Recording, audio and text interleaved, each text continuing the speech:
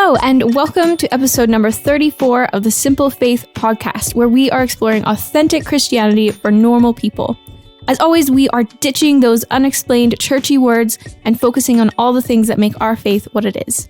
If you're new to the show, we have covered a whole bunch of things like what does the Bible say about tattoos and swearing, rules versus principles, the performance culture in church. We've done a broad overview of the Bible, LGBT in the church, tithing, and a lot more. So if any of that sounds interesting to you, make sure to go check that out. Yes, and as of recording, here's a cool stat. Our podcast has had 2,300 listens. Now, I know in a world of YouTube superstars and podcast giants, that might not sound like much, but for us, that is 2,300 individual listens of shows that we have made. And so we are so grateful for every single one of you who have taken the time to listen to us on your walks to school or on the combine during harvest time or on your family road trips or just at home while you're chilling out, figuring out all this lockdown weirdness. It means the world to us. In fact, assuming that every listener persevered to the end of every roughly half-hour episode, which, let's face it, you probably didn't, that would be over 1,150 hours of listening to us, which is crazy, or just under 48 continuous days of listening to us. That's mad. So thank you. Thank you so much. We so appreciate it. Yeah, that's awesome. Yeah, like Dave said, we just want to say thank you to every person who's taken time to listen to this podcast, and also to everyone who has sent us messages and feedback. We always love to hear from you guys, and we've also been so encouraged by so many of you. Absolutely. So today we are talking about communion, also known as the Lord's Supper or the Eucharist, or coming to the table, or breaking bread, or one of the sacraments, or an ordinance of Christ, or the holy sacrifice, or the memorial of the Lord's passion and resurrection. Basically, there are a lot of names for it. And it's a critically important part of the Christian faith, and one that doesn't often get a lot of attention, does it? I think I can probably speak for both of us and say that we found that many people are loosely familiar with the importance of communion, but it becomes something that we often take for granted, really, I think. So today, let's talk about what communion is, why it's important, and then we'll maybe get to some really crucial distinctions between certain strands of the church, and we'll see where that takes us. Yeah, so starting with that first question, what is communion? So at its most basic, communion is the act of eating bread and drinking wine in remembrance of what Jesus did for us on the cross. It's called an ordinance because it was ordained or instituted by Jesus himself when he lived on the earth. So in Protestant churches, by the way, there are two ordinances. There's baptism and communion, but the Catholic Church has 7.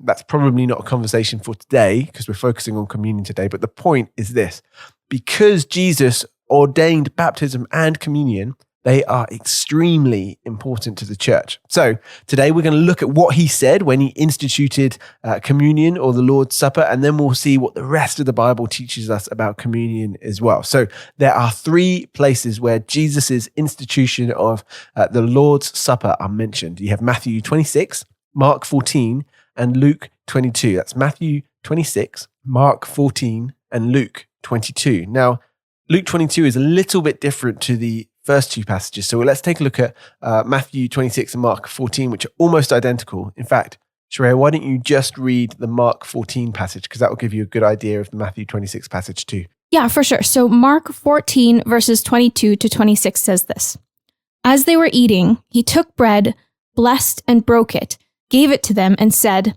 "Take it, this is my body." Then he took a cup, and after giving thanks, he gave it to them, and they all drank from it. He said to them, "This is my blood of the covenant, which is poured out for many. Truly, I tell you, I will no longer drink of the fruit of the vine until that day when I drink it new in the kingdom of God." After singing a hymn, they went out to the Mount of Olives. Yeah, so I'm going to be really honest here. When I first read this as a new believer, I thought it was super weird. But the more I learn about the Bible and who God is, the more incredible this really short passage becomes. Firstly, the passage says that Jesus took the bread and blessed it. And that's really cool. But in Luke 22, the author says something slightly different. He says that Jesus gave thanks. He took the bread and gave thanks for it, which essentially, it means the same thing as blessed. And we see that also in 1 Corinthians 11:24. Instead of Blessed, Paul says, given thanks. The Greek word in both cases is Eucharistesis, which, by the way, is why communion is sometimes called Eucharist. It means to give thanks. So that's just an interesting detail. But secondly, when Jesus is sharing the wine, he says this. He says, "This is my blood of the covenant." What does that mean? Well, you might remember, if you've been a follower of our podcast for a long time, that we talked about covenants in the first few episodes of the Simple Faith podcast. There are a number of promises from God for his people. There was one with Noah, one with Abraham, one with Moses, one with David. And when Jesus died for us and rose again, he ushered in a new covenant or promise where everything changed. And by the way, that's why our Bible is split into Old and New Testament. Testament is like another word for covenant, which is why the New Testament is all about the new covenant with Jesus and what it means for us as believers. So, I mean, already there's a few things there. Hopefully I haven't lost you there, but we're seeing that this is where the word Eucharist comes from. And also there's a new covenant. Something big is happening. But the question is, how does the Luke 22 passage differ? Like we've already talked about, there are a few word variations, like he gave thanks instead of blessed, but essentially the passage is the same. The only real difference is that Luke talks about Judas being his betrayer, where he doesn't specifically mention Judas after the meal rather than before. So other than that, it's pretty much the same. So we have three passages almost identical where Jesus does pretty much the same thing. Right. So you've talked about how the Lord's Supper is mentioned in Matthew, Mark, and Luke. But what about the Gospel of John? Like, is there anything about communion in that fourth gospel? Yeah, that's a really good question, because John is slightly different to Matthew, Mark, and Luke. It's a very different style of book compared to the other three. And interestingly, John doesn't actually mention the Lord's Supper at all, specifically, but there's a really interesting account that he does include in John 6. He says this in, I think, verse 35. He says, "I am the bread of life. No one who comes to me will ever be hungry, and no one who believes in me will ever be thirsty again." And so what we're seeing there is that ages before Jesus institutes the Lord's Supper, where he uses bread to represent his body, he's already calling himself the bread of life. So there's some pretty major symbolism going on there. And of course, Jesus turns water into wine in John 2 as well. So I don't think those things are coincidences, that he describes himself as the bread of life and turns water into wine, and yet doesn't mention the Lord's Supper. I think that's an important detail. So there's Matthew 26, Mark 14, Luke 22, and John 6, where he calls himself the bread of life. And as we've already hinted at, Paul actually writes a few really important things about communion in 1 Corinthians as well. So 1 Corinthians 11, let's look at that. In 1 Corinthians 11, Paul reminds his readers of Jesus' words, and then he adds this crucial detail in verse 26. He says, "For as often as you eat this bread and drink the cup, you proclaim the Lord's death until he comes." So one of the things about communion is that it's an act of proclamation, but we'll get to that in a little bit as well. The next section of chapter 11 is really important too. Sharaya, could you read verses 27 to 29, please? Yeah, it says, "So then, whoever eats the bread or drinks the cup of the Lord in an unworthy manner will be guilty of sin against the body and blood of the Lord. Let a person examine himself. In this way, let him eat the bread and drink from the cup. For whoever eats and drinks without recognizing the body eats and drinks judgment on himself." Yikes. That kind of sounds like a pretty intense warning that we should pay attention to. Yeah, I think you're right. It's something we really have to pay attention to. We're seeing just from this passage a few extra details. Paul's saying that it's important that we eat the bread and drink from the cup in a worthy manner. And that has something to do with recognizing the body, whatever that means. We'll talk about that in a minute. So with all that in mind, let's summarize what we've seen so far, because we've really blitzed through this. Communion is the act of eating bread, representing Jesus' body, and drinking wine, representing Jesus' blood, in remembrance of what he accomplished through his death, his resurrection, and his ascension. It reminds us of the new covenant with God, and we proclaim it until Jesus returns. And we have to eat the bread and drink from the cup in a worthy manner, recognizing the body. So that we have to figure out what that means in the next section. Okay, so that's what communion is. And in the next section, we'll talk a little bit more about some of those finer details and delve a little bit deeper still.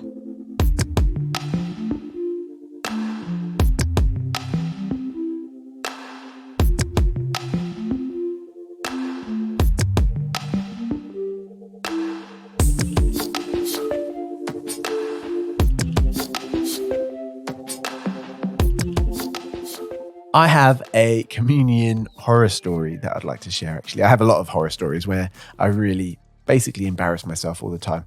When we were at Bible school, I was assigned to this amazing church in a place called Kamloops in British Columbia. And pretty quickly, I was playing on the worship team. And the first time we took communion together as a church, I also happened to be on the worship team for the first time. And this is a recipe for disaster in my case. So as the bread and the wine, or in our case, it was grape juice actually, was passed around, we had to stay on stage. And I don't know if you know this, but every church seems to have subtle differences when it comes to how they lead communion. And I was doing my best just to slot in and go with the flow. But it was only really my second church that I'd ever been a part of. I was handed a plate full of those like little communion shot glass cup type things, totally filled to the brim with grape juice. And while the pastor was talking, I thought, oh yeah, I better pass it around the band and make sure I'm doing the right thing. So I passed it to my friend Drew, and as I was reaching out to pass it to him, he shook his head like, no. And he was obviously panicking because I was doing something wrong. So I wrenched the plate back just to try and be as discreet as possible. And in that process of wrenching it, I forgot the laws of physics and all the cups just fell. And my guitar got covered in grape juice, and my arm got covered in grape juice, and the floor got covered in grape juice. And everyone could see me on my first Sunday on the worship team. It was only a small church of about 70 or 80 people, and every single one of them could see me as I made a total fool of myself. No one else had any grape juice in our team to take communion. It was awful. It wasn't my favorite moment, to say the least. So now I'm always terrified of passing around the bread and the wine or the grape juice. And so if you ever see me really tentative, if you get to take communion with me, that is why. I will be freaking out to make sure I don't make the same mistake I made on that day in Kamloops. Yeah, that's a pretty great story, but I would be mortified if that happened to me. So yeah, not fun. But it would have definitely made it to Fail Army, I think, if it had been recorded. So that's a plus. Is it? Probably not. Yeah, I'm not sure. So the question is, why is communion important? Not because there's opportunities for you to embarrass yourself. There's actually a lot of important reasons. It's important because reminding ourselves of the gospel, of the good news of Jesus, is the most important thing there is, isn't it, Sharaya? Yeah, I mean, that first communion with Jesus and his disciples was during what was called the Passover Supper, which was a meal that the Jewish people had every year in order to remember how God rescued them out of slavery in Egypt. And Jesus has now replaced the Passover Supper with communion as a way to remember how he has saved us from our slavery to sin and to death by dying on the cross as payment for our sins, and then being raised back to life and conquering death. Communion really, at its core, is just a celebration of the gospel, and it's always, always important to remind ourselves of the gospel. Yeah, and it's so easy for us to think of the good news of what Jesus did for us as, that basic stuff that we move on from. I feel like I'm saying that every week on Sundays at church, because it's not. It's the most important thing. It's the thing that our lives revolve around, that this universe revolves around, is the greatest truth that Jesus died for us and rose again. Communion is also important because it's what we see in Acts 2. Do you remember we talked about Acts 2 last week? If you're a regular follower of this podcast, we regularly dip into this passage. In Acts 2, verses 42 to 47, it shows us a picture of the church flourishing. And, we love that. We want to be an Acts 2 church certainly in Red Deer, Alberta, where we are doing ministry. In verse 42, it says this: they devoted themselves to the apostles' teaching, to the fellowship, to the breaking of bread, and to prayer. It's important because that's what a thriving church looks like, is one that takes communion together regularly, that breaks bread together. And finally, it's important because it's a declaration of faith. It's us saying, yes, this is what we believe. This is what we want to live our lives around.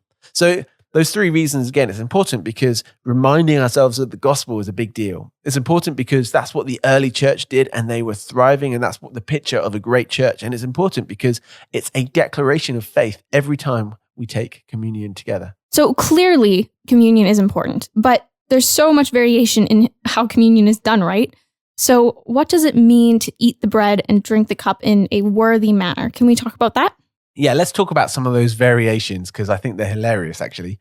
So when I was at a big church, a church of about 1,000 or so, communion was really logistically very tricky to do. So I'd been there for about 5 years. And then they started doing this thing that we used to jokingly call in the office EasyJet communion. Now, if you are from North America or somewhere else in the world that isn't European, you won't know what EasyJet is, I'm guessing. EasyJet is like a budget airline, cheapest of the cheap, easiest, low-cost way of getting around Europe. EasyJet might not even exist after COVID is done. But anyway, that's beside the point. But we used to have these little like cups that were covered with a plastic sheet, and underneath it was this little wafer, so that you could distribute them to like 1,000 people and take communion together. So we used to joke that it was called EasyJet communion because it was a quick turnaround. So some people do EasyJet communion. Some people do full-on bread, big, you rip from the loaf, dip it in the cup. Some people do it once a month. Some people do it weekly. Some people do it every 3 months. Some people do it just at prayer meetings. In some places, you have to walk in line to the table. Some places, you have to serve each other. Some places, you stand in a circle. Some places, you have to drink wine. Others, you can drink grape juice. Sometimes there's gluten-free bread. Sometimes there isn't gluten-free bread. Sometimes there's crackers. There is a lot of variation in the way that communion is done. And that's just how I have experienced communion. I went to a Christmas midnight mass thing at a Catholic church once and had to kneel down and take communion. They probably wouldn't have served it to me if they knew I wasn't Catholic. But yeah, the truth is there is a lot of variation, and there is a lot that is open to interpretation. You know, as you saw in that passage, those passages in Matthew, Mark, and Luke, there's a lot open to interpretation. It's important that we don't become legalistic and let our heart grow cold towards taking communion, that we end up taking it for granted. That's really important. It's kind of like, you know, when we say grace at meal times, if you are thanking God for the food that you have, it's so easy to take that for granted and make it this legalistic ritual. And we don't want communion to be a ritual. We want it to be a wonderful celebration and declaration of what Jesus has done. Yeah, that's so true. It is a celebration, which is awesome. But going back to that warning that we get from Paul in 1 Corinthians, what does it mean to take communion in an unworthy manner? Yeah, I know I didn't really answer that question the first time around, but I think it's important that we recognize there is a lot of variation and a lot of open interpretation. But what does it look like to take communion in an unworthy manner? There isn't really a definitive answer, but there's a really helpful article from the Christian Apologetics and Research Ministry, which is called CALM for short. They gave 6 possible interpretations. I'd love to read those out. It says, it could be that those taking the communion elements needed to be fully aware that they represent the sacrifice of Christ by which we are redeemed from sin. Therefore, to participate in communion while not understanding this would be to take it in an unworthy manner. In other words, I take that to mean you need to be a follower of Jesus to take communion. And not just that, you need to be a follower of Jesus who understands what communion means. The second possibility, they say, is that taking supper with willful, unconfessed sin would be in an unworthy manner. The third reason, the earlier context of 1 Corinthians 11 seems to suggest that taking communion in an unworthy manner means to do so while you have a problem with another Christian with whom you are not reconciled. So unconfessed sin or unreconciled disputes. Another view is that some Corinthians were using communion as an opportunity for self-indulgence, which is why Paul mentioned about how some got drunk in verse 21. Now, we didn't talk about this, but I heard this hilarious story about how Catholics used to, another view is that some Corinthians were using communion supper. Another view is that some Corinthians were using the communion supper as an opportunity for self-indulgence, which is why Paul mentioned how some got drunk in verse 21. There's a funny story here. I don't know if it's true or not, but there's a rumor that Catholic preachers. Another view is that some Corinthians were, and they say that number 4 is this. Another view is that some Corinthians were using the communion supper as an opportunity for self-indulgence, which is why Paul mentioned about how some got drunk in verse 21. So there's a story, I'm not sure if it's true, but as people, how do I start that? The fourth reason that they suggest is that some Corinthians were using the communion supper as an opportunity for self-indulgence, which is why Paul mentioned about how some got drunk in verse 21. So some people were supposedly getting drunk from communion. Actually, there's kind of a funny story about that.